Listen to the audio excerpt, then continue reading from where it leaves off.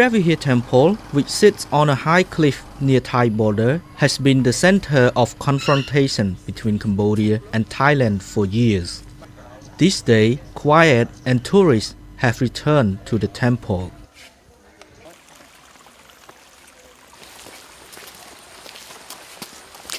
John Burgess, a former Washington Post reporter who has written a book about the temple and the conflicts over it, revisited the site recently to learn where things now stand. We're standing at a place where tourists from Thailand used to enter. In an interview at the temple with VOA Khmer, Burgess said both governments may find it difficult to create lasting peace near the temple because it has emotionally significance to both Thai and Cambodian groups. Erected on the cliff of Dong Rak Mountains, the 11th century Vihear Temple was once located at the center of Khmer Empire. Well, in the last 15 minutes, Preah Vihear has truly turned into temple in the clouds. A storm system has moved in and completely enveloped the mountaintop, and it's been raining off and on. Now, this temple is really very unusual among Khmer temples.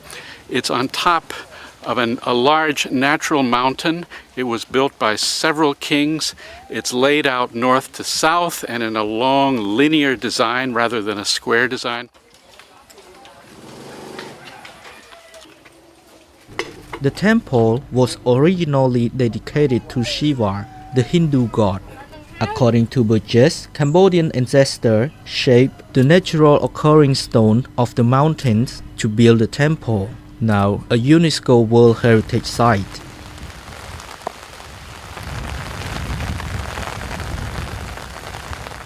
Now, when this temple was built, starting about 1,000 years ago, it was deep inside the Khmer Empire. In subsequent centuries, borders changed, and it came to find itself right on the border between two countries that did not trust each other very much, Thailand and Cambodia. And the temple was given to Cambodia in 1962, but the issue goes on. There is now dispute over ownership of the land around the temple. The International Court of Justice in 1962 determined the temple itself sat on Cambodian soil, but a dispute of ownership of the land surrounding the temple followed, culminating a protracted military standoff between Cambodia and Thailand in 2008.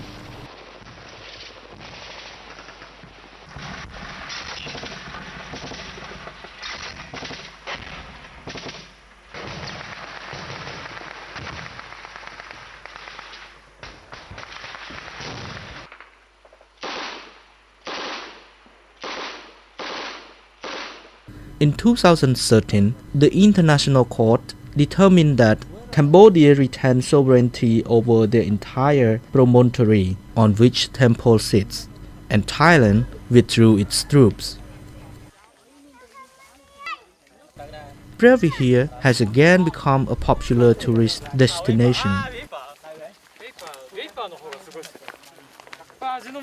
For visitors like Haim Superior, a member of Interfaith Cooperation Forum who took a tour group to the temple recently, the renewed peace and quiet at the temple was good things. For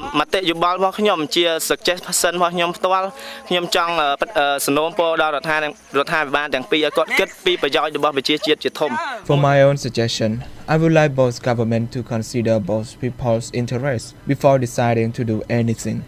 Any action would not bother the government, but people would not sleep to hear the explosions, and how could they feed their children and wives?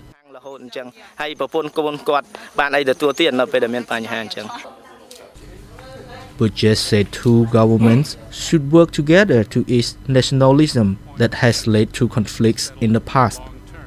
It's not really something that governments can do just by negotiating an agreement, because there are very strong emotions in the populations of both countries. Some people have suggested joint history textbooks, the way Germany and France have adopted textbooks that are now taught in their schools, and so that French and German children learn basically the same history. Burgess said others suggest a more chain of students and cross-border travel, so that over time Cambodians and Thailanders come to recognize how much they share of heritage, as opposed to how much they separate them. From Preah Vihear Temple, I am Novanaran, VOA News.